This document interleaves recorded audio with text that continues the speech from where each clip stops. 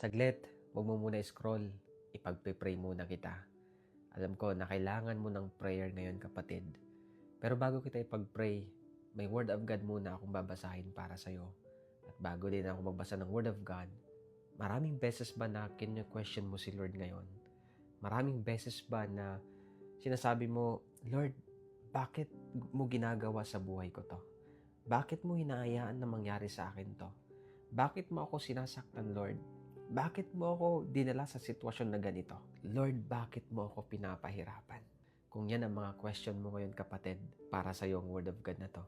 Isaiah 45 verse 9. Look at these people. They are arguing with the one who made them. Look at them argue with me. They are like pieces of clay from a broken pot. Clay does not say to the one molding it, Man, what are you doing? Things that are made don't have the power to question the one who makes them. Amen. Yes, sometimes questioning God is hindi natin maiiwasan. Hindi mo maiwasan minsan na mapapatanong ka kay Lord na, Lord, bakit mo to ginagawa sa akin? Bakit mo ako pinapahirapan? And yes, sometimes, inaalaw ni Lord yung nahihirapan ka, inaalaw ng Panginoon na nasasaktan ka, it's because it's for your own good. Para sa kabutihan mo yan. But besides, sinasabi ng Panginoon sa kanyang salita, hindi pwedeng questionin, tanungin ng palayok, yung magpapalayok sa gumagawa sa kanya, na bakit mo ako ginagawang ganito? Pwede bang magreklamo yung palayok sa nagpapalayok? Di ba hindi pwedeng magreklamo yon? Kasi wala silang karapatan para gawin yon. Because they are just a pot.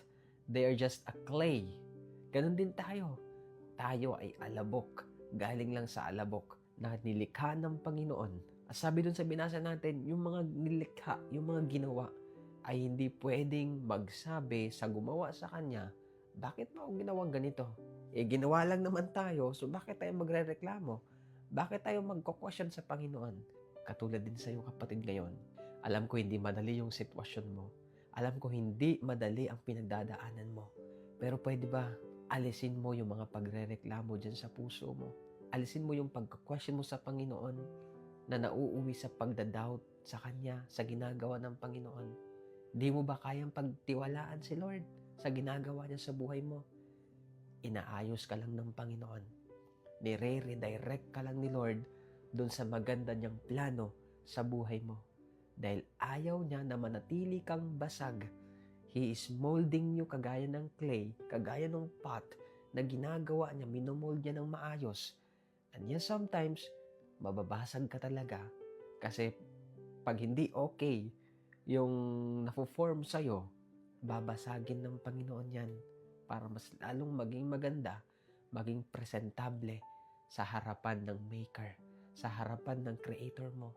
Kaya, huwag kang mag-alala kung nababasag ka ngayon. Huwag kang mag-alala kung sobrang nahihirapan at nasasaktan ka ngayon. Inaayos ka ng Panginoon. Ginagawa ka niyang beautiful clay, beautiful pot para sa Kanya. Bilang isang creation ni Lord, just trust Him. Just say, Lord, okay, ikaw po bahala. Dahil ikaw naman po ang may alam kung ano yung mas makakabuti para sa akin. Ikaw naman, Panginoon, ang mas may alam ng plano mo sa buhay ko. Kaya, this time, kapatid, start trusting God with all your heart.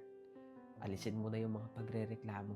Alisin mo na yung mga pumapasok sa puso at isip mo na nakakwestiyon mo ang Panginoon to the point na nawawalan ka na ng pananampalataya at pagtitiwala sa Kanya. Pwede ba ipag-pray kita sa oras na to? Let's pray. Father, we come to you in Jesus' name with the power of your Holy Spirit. Lord, maraming salamat po sa mga oras na ito. Salamat dahil narinig po namin muli ang inyong salita.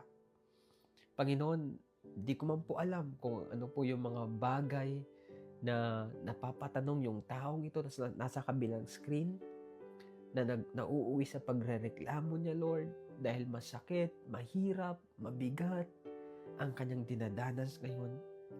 Pero Panginoon, ipaunawa niyo po sa kanya ngayon, Lord, ang salita po ninyo na aming binasa, na ikaw po ang lumikha sa amin at kami ay nilikha mo lamang, Panginoon. Ano yung karapatan namin para kami ay magreklamo sa iyo? Ano ang karapatan namin, Lord, para sabihin, Panginoon, sa inyo na ano yung ginagawa mo sa amin? Bakit ganito? Bakit ganito ang naging resulta? Bakit ganito ang pinagdadaanan ko? Lord, ang kailangan lang namin gawin ay sabihin, Panginoon, Lord, hinahayaan ka namin. Na Lord, nagtitiwala po ako sa inyo. Come on kapatid, pwede mo ba sabihin kay Lord yan with all your heart? Sabihin mo sa Panginoon, Lord, ikaw na po ang bahala sa buhay ko. Ikaw na po ang bahala sa nangyayari sa buhay ko. God knows that is painful. God knows na nakakadurog ng puso mo yan. But He wants you to trust Him with all your heart. Come on, ilapit mo sa Panginoon yan. Kung nagreklamo ka sa Panginoon, humingi ka ng tawad ngayon. Come on. Hallelujah. Thank you, Jesus. Yes, God. Narito po yung taong ito, Panginoon, na nasa kabilang screen. Nagpapakumbaba sa inyong harapan. At tulungan mo siya, Lord, na hayaan kang baguhin ang kanyang buhay. Hayaan kanya, Panginoon, na i-form yung mga bagay, mga area ng kanyang buhay na kailangan maayos. At yung pain na nararanasan niya ngayon, nararamdaman niya ngayon, that is for the good of this person, Lord. Dahil gusto mo, Panginoon, maging kaaya-aya, maging maayos ang kanya pong buhay. Salamat sa preparation na ito sa kanya, Panginoon. Once again, Lord, sa iyo ko po siya ipinagkakatiwala. Yakapin mo po siya. At Lord, patuloy ka po magpakilala sa kanya.